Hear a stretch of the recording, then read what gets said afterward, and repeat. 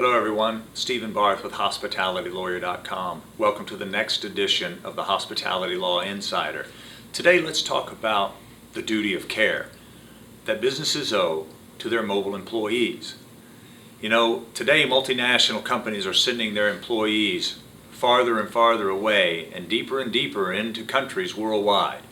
It's important that we understand the duty we owe to these employees to get them there safely and to bring them back safely. So let's think about a basic checklist that we can utilize to make sure we're covering all of our bases.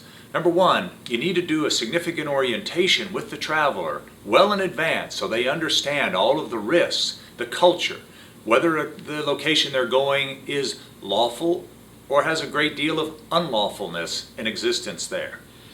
We also need to think about the medical care side of things. What types of shots and evacuations need to happen?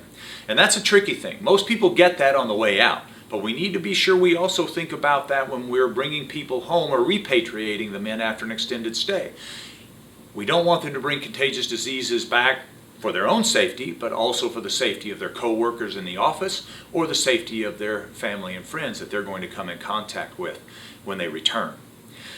The next step, of course, is tracking your employees, making sure they're adhering to your reservation policy process so that you can track them and know where they are. We need to be aware of privacy issues that impact our ability to track, and that the employees are clearly aware and have acknowledged that we are tracking them.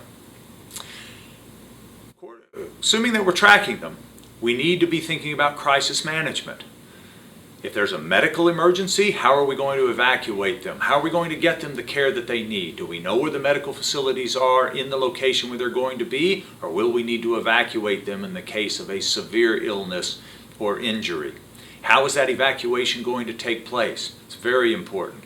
And if there is a true crisis in terms that affects a critical mass of our employees, how do we evacuate people from a security standpoint? How do we get them all in one place? How do we arrange the transportation? Are there any visa and immigration issues that we have to be concerned about? We need to be sure that we can get people out as efficiently and safely as possible. And then, of course, speaking of visa and immigration issues, we want to be sure that we have really complied with all of the requirements of the host country, not just for people, but for the property that we will be delivering, or the person might be taking with them, or that might be shipped for their use while they're there. So lots of things to think about in our duty of care equation, and we want to be well prepared. And that starts with policies, accountability, training, tracking, crisis management, and preparation for evacuation in the event of a problem. Good luck.